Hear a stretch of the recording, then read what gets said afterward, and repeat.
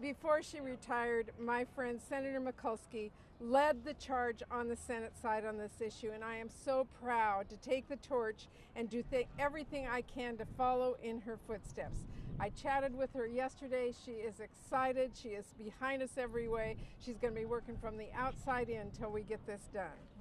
And I want to thank all the other women and men here today to highlight the importance of paycheck fairness for our women, for our families, and for our economy. You know, millions of women stood up in January and made their voices heard and demanded that the administration address the issues facing women today.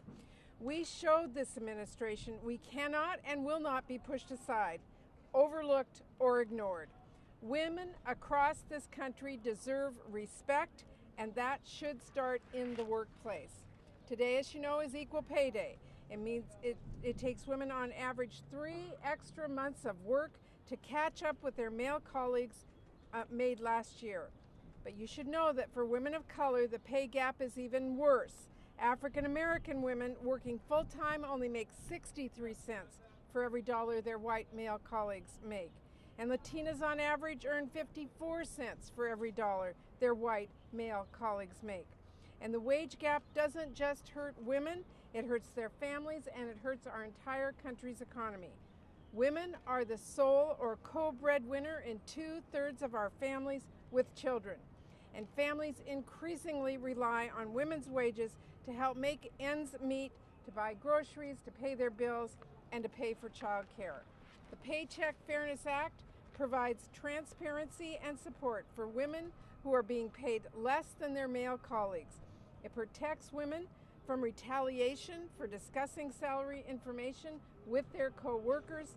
It allows women to join together in class action lawsuits, and it prohibits employers from seeking salary history. So the cycle of pay discrimination will not continue. The Paycheck Fairness Act updates the Equal Pay Act and reaffirms that every worker in America should be paid based on the quality of their work, not based on gender. This president made a promise to working and middle-class families that he would stand up for them and bring back good-paying jobs and provide more opportunities to workers who are struggling today. He is breaking that promise on so many fronts, and this is just one more. We need to address the wage gap now, because hardworking women across the country are getting left behind. Millions of Americans put their trust in President Trump, and I urge him to keep his promise and support the Paycheck Fairness Act. So I'm very proud to be here today. We have 35 original co-sponsors on the Senate bill. We're going to keep working, Senator Mikulski, wherever you are, to get this done. Thank you. Thank you.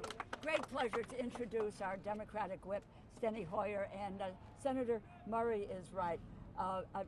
We have a number of great men in the Democratic caucus, and Steny Hoyer is at the top of that list. Steny, come on. Thank you so much. I have 3 daughters.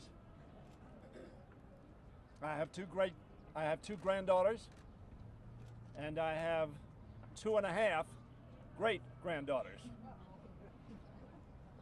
I'm speaking for them.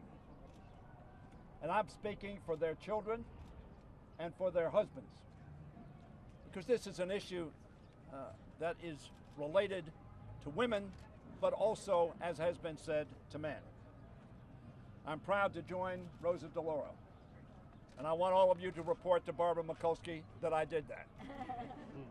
Today is the 94th day, as you have heard. A woman on average, 94th day of 2017. A woman on average had to work 94 days longer to earn what her male counterpart doing the same job did in 2016. None of us would take a job which would say, we'll pay you 1/3 less because of your gender. Too many have to. That is simply wrong in America. We must change the reality and ensure that women always receive equal pay for equal work. The wage gap doesn't just offend me as the father of all those women and grandfather of 2 and great-grandfather 2.5.